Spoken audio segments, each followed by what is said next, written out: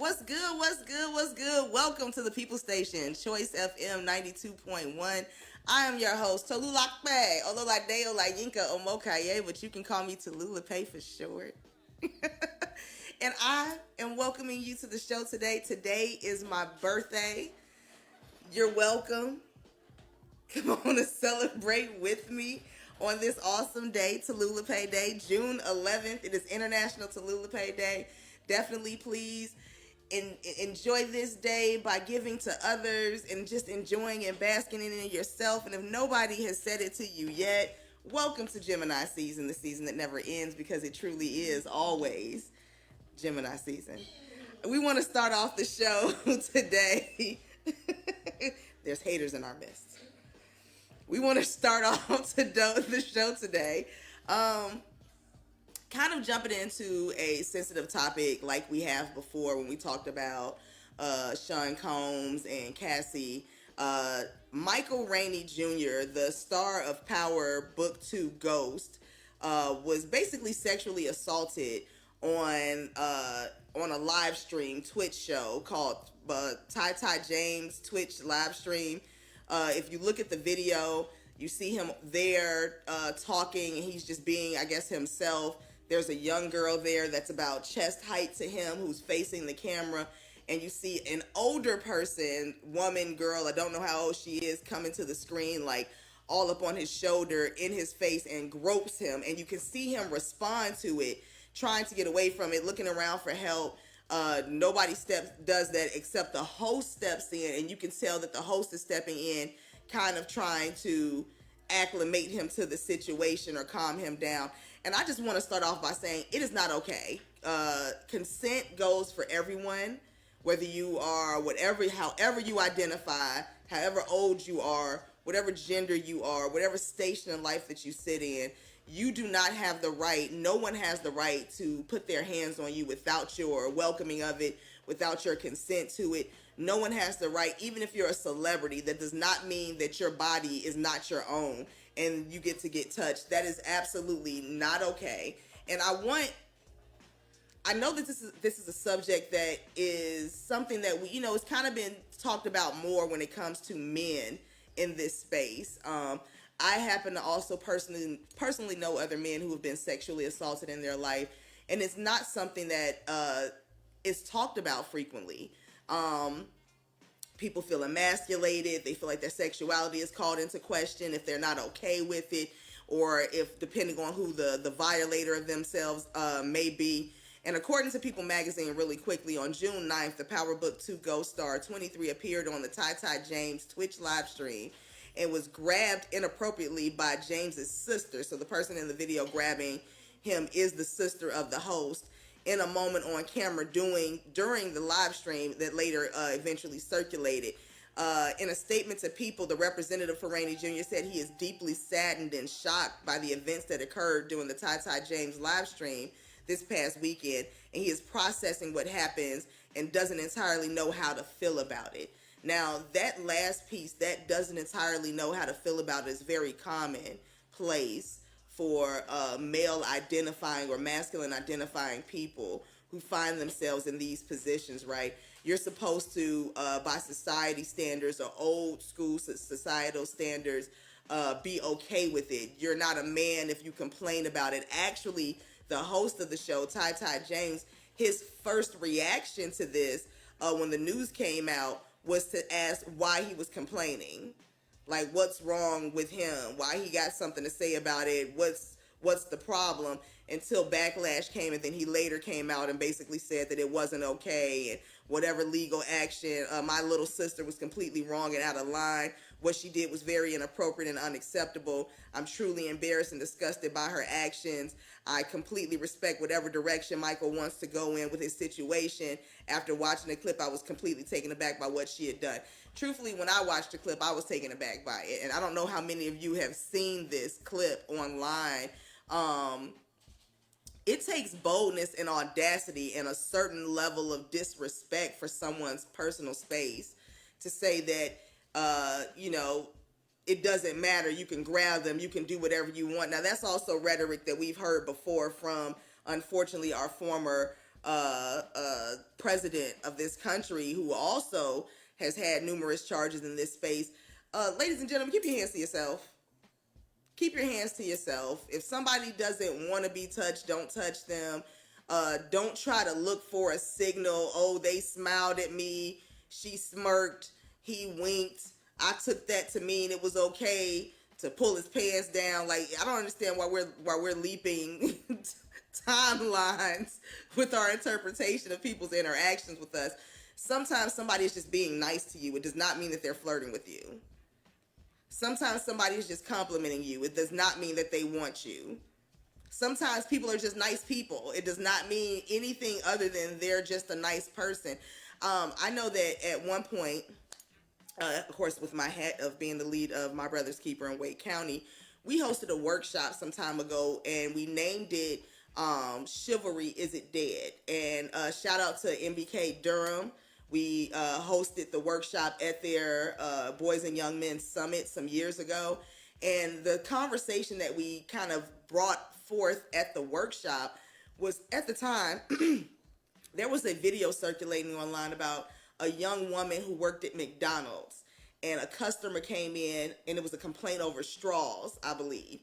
And this customer comes in screaming at her and then grabs her and tries to pull her over the counter at McDonald's, at which now she's fighting this customer. It's a young woman, it's a grown man. They're fighting. There's a few of her coworkers, young men, standing around, and they're not interrupting this. Eventually, at some point, they grab her. And the reason why I used that video was to see, I grew up with the code that you looked out for each other, and young men looked out for young women, and young women kept their hands to themselves unless you wanted to get into a fight. This was not a let her attack you and you do nothing type of situation. I grew up kind of course, in a different time, but also in that time, you didn't stand by and watch someone be violated and do nothing. And we had an opportunity to have a conversation with these young men and watch their true reactions to this video. And some of them laughed during the video. Some of them you could tell they cringed and were horrified. And we created a safe space and just had a conversation around what is your reaction? Why is it your reaction? Do you think that the young man should have stepped in and helped her out? Do you think it's okay that they didn't? And have a long conversation around it. I remember I bring this up because a young man made a comment, and I so appreciate when we can sit in rooms in multi-generational spaces and make them safe enough to where people feel like they could just be open and honest, right? Because we can't get to the root of a situation or to the solution of a situation until we're honest about what the situation is, right? So one of the young men stood up and said, I'm often confused because these young ladies be out here and they're dancing and they got on these tight shorts or short skirts and they twerking and all of that. And when I step up and I'm trying to dance with them, they turn around talking about, I'm trying to dance with my friends. I don't want to do all of this. And, it's real confusing. And to be honest, there were grown men in the space that were agreeing with this young boy. So I created a scenario for him. I said, okay, I understand that, but let me flip the scenario. Say you're at a party with a group of your friends, right? And young men today wear skinny jeans. Everybody's pants are sagged down, to mid butt or below. And those that don't know, that is prison culture that has seeped into our culture through mainstream behavior that makes it seem like we created that, but we did not. So you're at a party, you in a circle with your friends, everybody's doing they dances that look a lot like twerking, you know what I'm saying? I said, and somebody walks up, another boy, and he grabs you, what would you do? Oh, and all the boys in the room are like, oh, that's not okay, I'd be fighting. I can't believe that you don't just walk up and grab. I said, but why? It's confusing. You dancing in a circle, your pants are down, you shaking your butt, you're doing this, that, and the other, like, why? And this person that walked up and grabbed you maybe just recently got out of confinement. So they are accustomed to a specific culture. Everybody was quiet in the classroom, right? Because oftentimes it's not until you're in a position that you truly appreciate what it may feel like for others to be in that exact space. At the end of the class, I like to give everybody an opportunity to tell us what you learned. You know, it was a long class. Some of the boys stayed over, and instead of it just being a 1 hour workshop, it was a 2 hour workshop for some people. This is a conversation that we need to have, especially as we are talking about, just putting a pin in it real quick to a pivotal point at the end. When we're talking about mentoring youth, and all of this ties together in my mind, right? When we're talking about mentoring youth and we're talking about consent and we're talking about things of that nature, you can't mentor girls and young women without talking about interactions in that way. You can't mentor girls and young women without having conversations about inappropriate interactions, consent, making sure they let people know when they're comfortable, when they're uncomfortable. But oftentimes we are mentoring boys and young men without those conversations. And the only lessons they get oftentimes is seeing how their mentors interact with people of the opposite gender or people that they're attracted to. And oftentimes, sometimes in those spaces, mentors feel like it's easier to relate to this young man by, in some measure, objectification. So it'll be like, oh, what type of girls do you like? Oh, what you like, as a way to relate, right? I'm not villainizing that. I'm just stating what it is.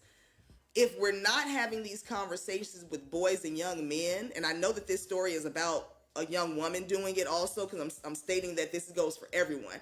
If you're not having this conversation when you are mentoring or interacting with youth while you're helping them develop about consent, then we may just be creating successful predators.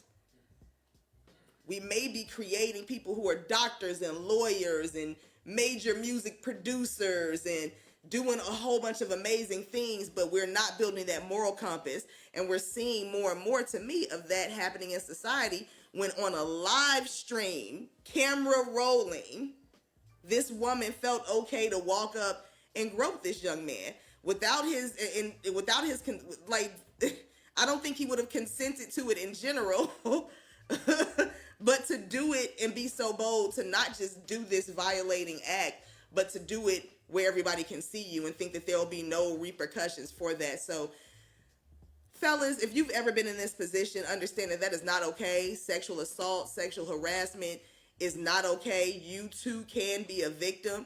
If you know somebody that has been in this position, please call 1-800-656-4673. Excuse me, that is the National Sexual Assault Service Provider Hotline.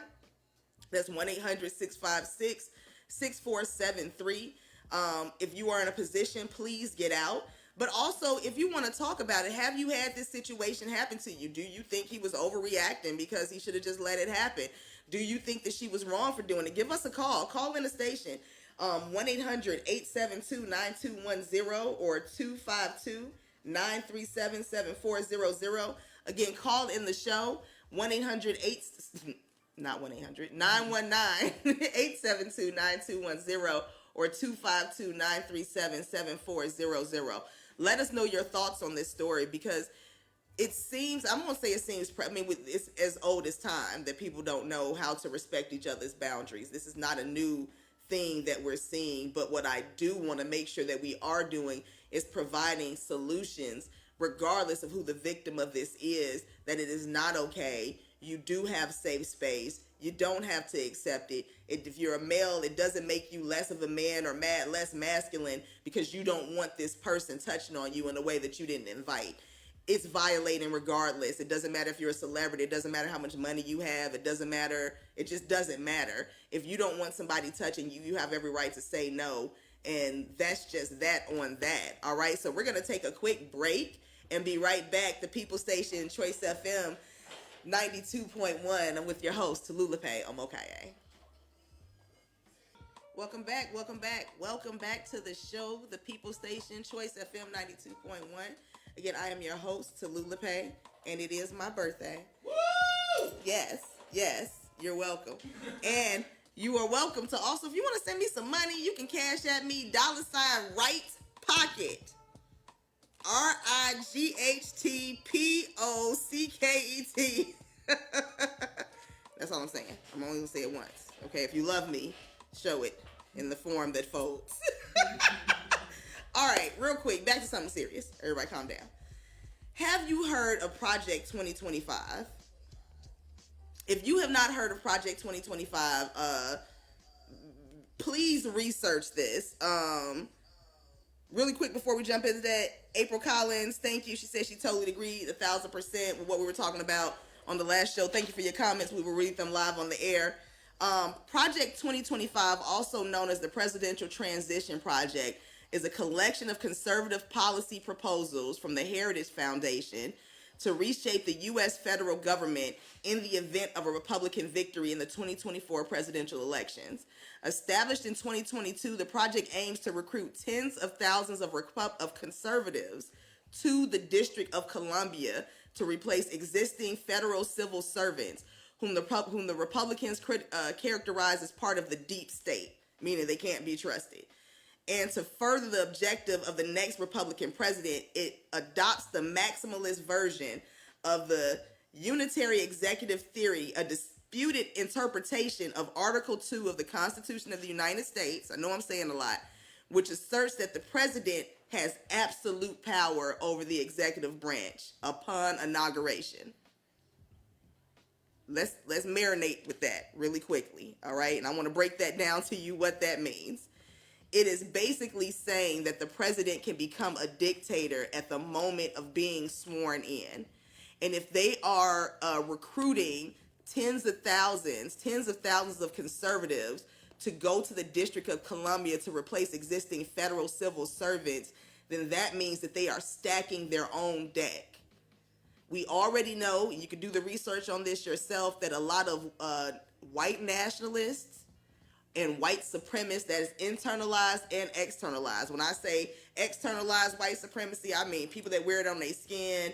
They are out here regardless of their race, furthering an agenda that keeps other people of other races at a lower level or looks to disenfranchise them. When I say internalized white supremacy, I'm saying people who don't even know that you are behaving with a white supremacist mindset. Let's be clear that white nationalists and white supremacist terrorists are the number one terrorist threat in this country, in America. You can look up those statistics also. They are the ones storming the Capitol. They are the ones oftentimes shooting up schools or going into grocery stores or going into churches with high-powered weapons or running cars into peaceful protests. So let's not be confused about what the threat looks like here in the U.S., okay? And if they're saying that they're going to recruit tens of thousands, that means already, you can also look this up, that white supremacist mindset has already infiltrated the legal system, the healthcare industry, the education system, the law enforcement system, the military system, every facet of it, even up to what we spoke some shows ago about Michelle Morrow, who was at the January 6th and advocating for President Obama being killed by a firing squad, and now she's running for for the superintendent of the state. This is called being organized. These are not happenstances. This is not individualized thinking. And unfortunately, I think that the people who are in opposition to this evil plot tend to move too much like individuals and think too much in silos about what's best for them as an individual. These people are moving as a group. If you think that January 6th was not organized, they had maps of where where the representatives' offices were. Representative Ayanna Priestley's panic button was disabled in her office prior to January 6th. This is called being organized. You see on camera aides and senators and other representatives letting people into the Capitol. Okay? Now, I'm making sure that it may seem like, oh, this is hyperbole, which means exaggeration. I'm overstating this. I am not. I'm going to take you back a little further. Now, you remember during COVID, when the George Floyd protests started breaking out, what did we see happening? I'm just going to use Raleigh, for example. We saw a lot of white nationalists popping up at night in Raleigh, in trucks. White supremacists. Let's be clear about what we saw, right? This was not that long ago. So I'm saying this to pull people out of their comfort zone that, oh, that couldn't happen here. This would never happen. That's extreme. This is conspiracy theory. Let me explain to you that it takes two people for a conspiracy. A conspiracy is a group of people working together towards a same cause, It doesn't necessarily have to be a bad thing, but this is bad. Now I'm gonna move you a little forward. Now remember, right after COVID, after George Floyd, do you all remember people parading around downtown Raleigh with rocket launchers doing the Hitler salute with automatic weapons? Do you all remember that? Now, don't let our collective trauma cause us to compartmentalize what we witnessed. Now, let's move it up a little further. The next step of that was what happened at the Capitol. During COVID and during all of this time, wasn't there a militia that a plot was foiled to kidnap the governor of Michigan?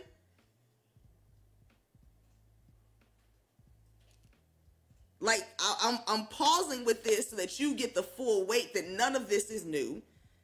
White supremacy is woven into the fabric. It's the white in the red, white, and blue. Let's be very clear about that on that flag.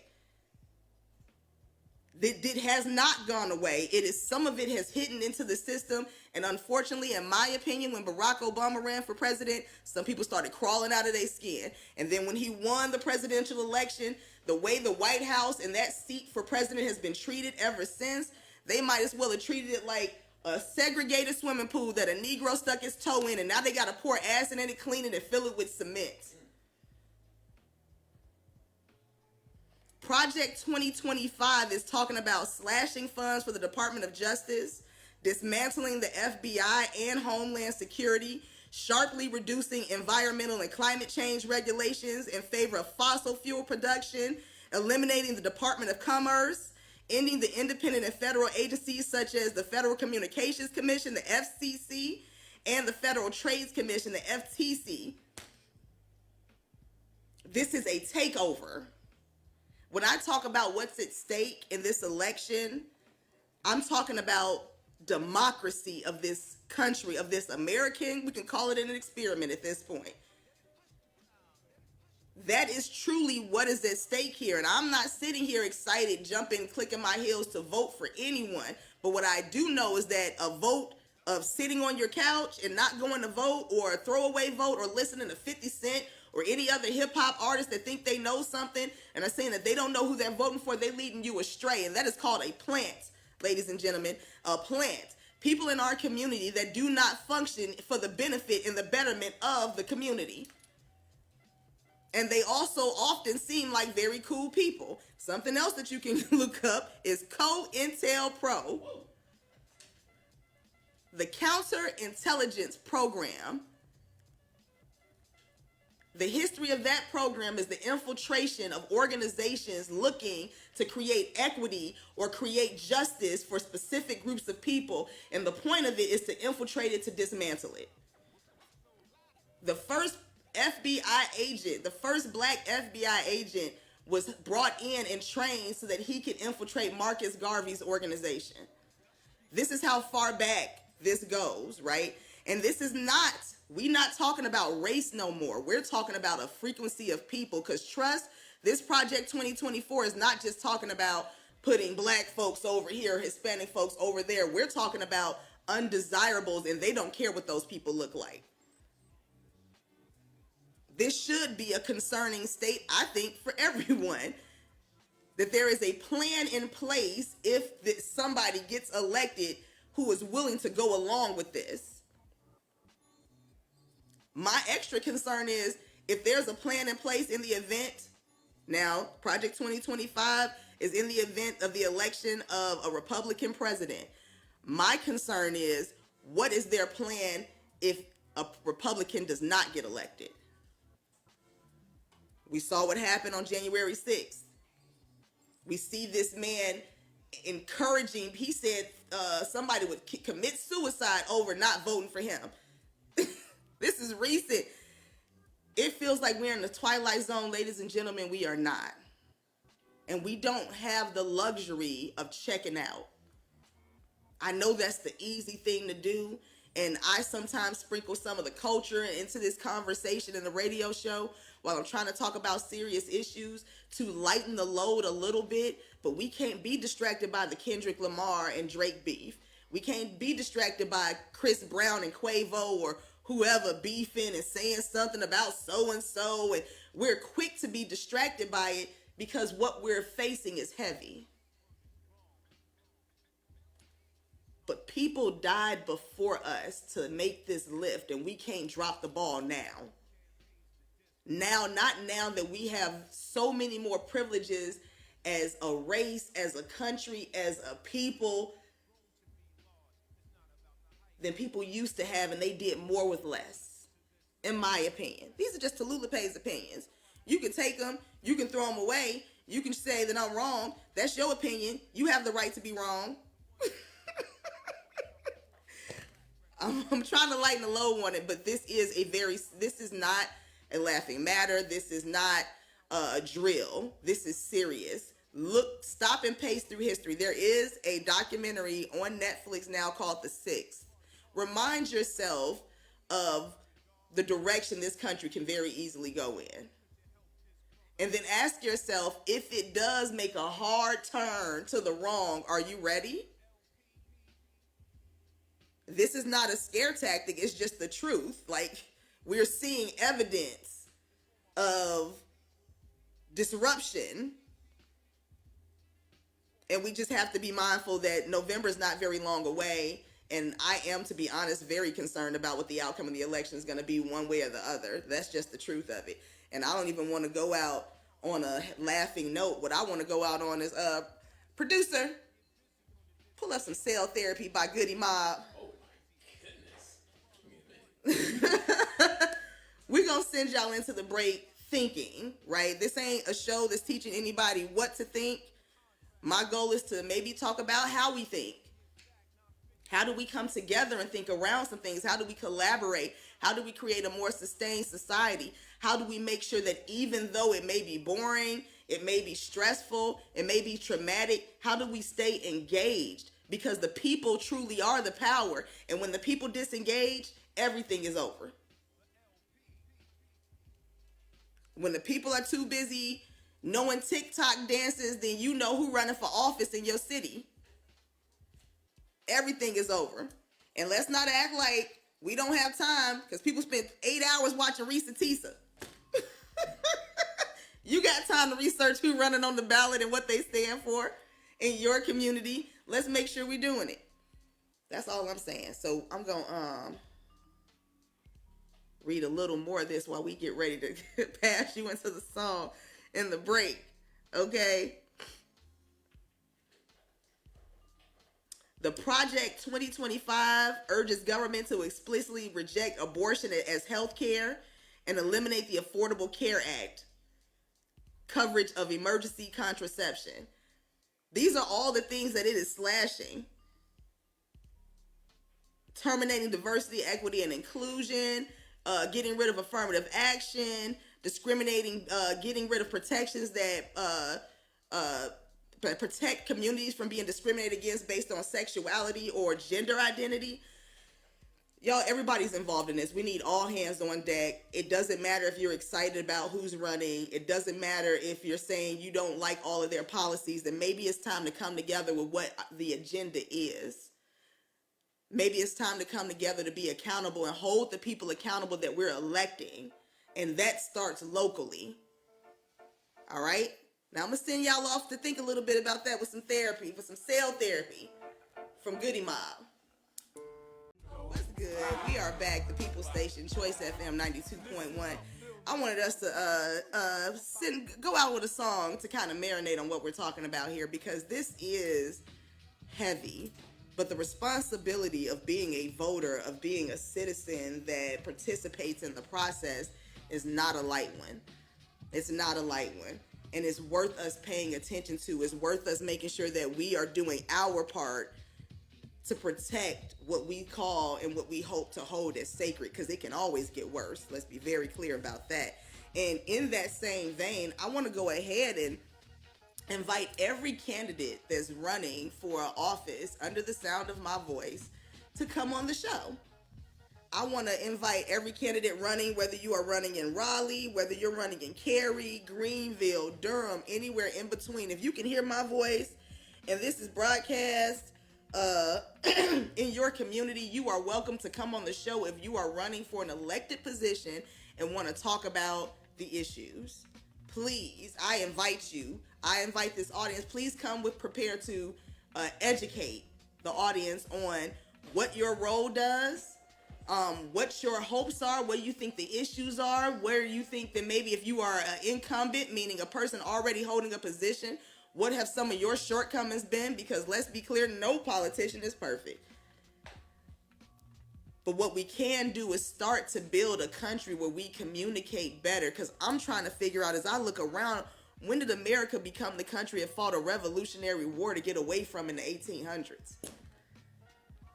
With overtaxation and lack of representation and going back to discrimination and lack of equity. This country is regressing, and this country was the shining example. And let's not be clear that and act like America is not an important country on the global scale. This is the trend-setting country. So who we are and what we do and how we show up is important. And we already have, onto another topic, a presidential candidate that has been convicted of 34 felonies. It's not funny. I have to laugh only because this is so ridiculous. This is ridiculous. He has been convicted of 34 felonies, yet he is still able to run for president of the greatest country in the nation. I mean, in the world. That's what we say. What will this make us look like in the eyes of the rest of the country if we reelect this person? This is just, I am quite concerned. So, anyway, even if you're Donald Trump, you are welcome to come and sit down on this show and we can have a conversation. Joe Biden, Josh Stein running for governor, Mark Robinson, Michelle Morrow, people running for city council, anybody that want to get their message out, DAs, all y'all. You are more than welcome to come on the show. You're more than welcome to come and state what you want and your goals for the area that you're running in. Cool. Let's do that. Let's create a space where we're conversing about the issues and taking away the emotion of the conversation. Cool. Moving right along, I would like to congratulate Dr. Carrie Dixon, who has been named the 13th Chancellor of the North Carolina Central University. Welcome to Eagle Land. Welcome to Eagle Land, Dr. Dixon. I know that you will do phenomenally. She is succeeding the former Chancellor Johnson O. Akinleye, who is retiring on June 30th after 8 years of leading North Carolina Central. She comes to us from leading Elizabeth City State University since 2018. Okay? She says, being a part of this incredible community of scholars, innovators, and leaders on the sloping hills and verdant greens is a dream come true. You better believe it. NCCU embodies grit, innovation, leadership, purpose, and legacy, and I am committed to building on our rich traditions and ensuring that our students, faculty, and staff and alumni have the tools and opportunities necessary to succeed. I can't wait to engage with all the possibilities that Durham has to offer. Welcome once again to North Carolina Central University, Dr. Dixon. I am excited about having you at our institution. I know that you will only build us up to have eagles that are feathering and grow to soar even higher, which brings me to my Tolu Talk for the day. I would like to share the story about how I became an eagle. So, I originally went to Bennett College in Greensboro, North Carolina for my freshman year, right across the train tracks from that other institution, A&T, NCAT. Right across the tracks from NCAT was Bennett College, and I so did love being a Bennett Belle. Shout out to all of my Bells at Bennett. It was a very interesting experience because the A&T women did not like Bennett Belle's, child, like at all. It was, truthfully. But I was told maybe 3 weeks before school was starting back that I could not come back to Bennett because they did not have the funds. Now, Bennett has been having financial issues for quite some time. So it was 3 weeks before school is starting back. Now, after I graduated high school, my mom went back to college to finish her degree, and she went to the North Carolina Central University. So we were heading from Raleigh to Greensboro to talk to the financial aid office to see if we can work some magic to get me back in school, because it's 3 weeks before school is starting back. I don't have an opportunity to apply anywhere else. What am I supposed to do? So called the school on the way to Greensboro, and they basically said, don't waste your gas. You're going to come here and we're going to tell you the same thing in person that we're telling you over the phone. We don't have any money for you to come back. Now, I was extremely stressed, concerned, worried. I don't need to share with you all, but for those that don't know, the statistics of young people who take a break from high school, it's college, who tend to not go back, right? So I didn't want to be a statistic. I was thinking about all of my friends that I was leaving behind, that I had already had this plan of coming back in just 3 weeks, and now I don't know what I'm going to do. We made a detour and went to North Carolina Central because my mom needed to get her transcript. So we're standing in the registrar's office. Well, I'm sitting there, and she's at the desk or off talking to somebody and filling out the paperwork to get her transcript. And in walks this gentleman, this older gentleman, and he just looked at me and said, what school you go to? And I said, Bennett. He was like, why you wasting your money going there? And I was all upset, and I was like, I don't know, I don't know why I'm wasting my money. And he said, do you want to be an Eagle? And he snapped his fingers and materialized the application out of thin air.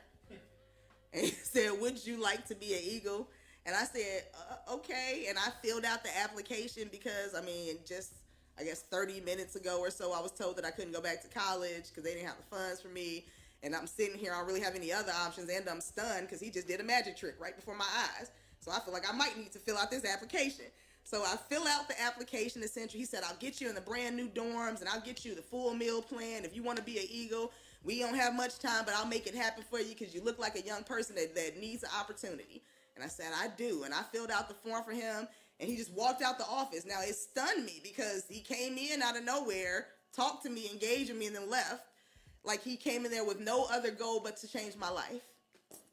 Me and my mom left Central and went to Pan Pan. So if you were OG, you know where Pan Pan's was, right there off the freeway. Good old soul food. It's not there anymore, so don't go try to find it. And he called while we were there, and he said, are you sure about this? And I said, I don't think I have a choice. And a week later, I had an offer letter from Central. I was in the brand new dorms. I had the full meal plan. I was set up to go. I didn't have to miss a beat.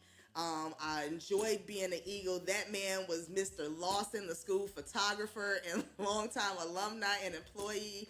Shout out to Mr. Lawson, rest in power. He passed a few years ago. But I always have hoped that I gave him his flowers as much as possible, because literally that man came into that office with nothing else to do but to change my life. Central was one of the best decisions that I ever made. I remember I owed the school a little bit of money right before graduation. I didn't know where it came from. They were going to try to keep me from walking. I had a job lined up, and the chancellor at the time, Chancellor Ammons, I used to always go sit in his office and network with him. Students, if you're listening to this, networking is important. Getting to know faculty and staff is important. They're not just there for your use. Glean from them. You never know who can support you. Chancellor Ammons wrote me a scholarship from the Eagle Foundation to cover the funds that I owed the school so that I could walk across the stage.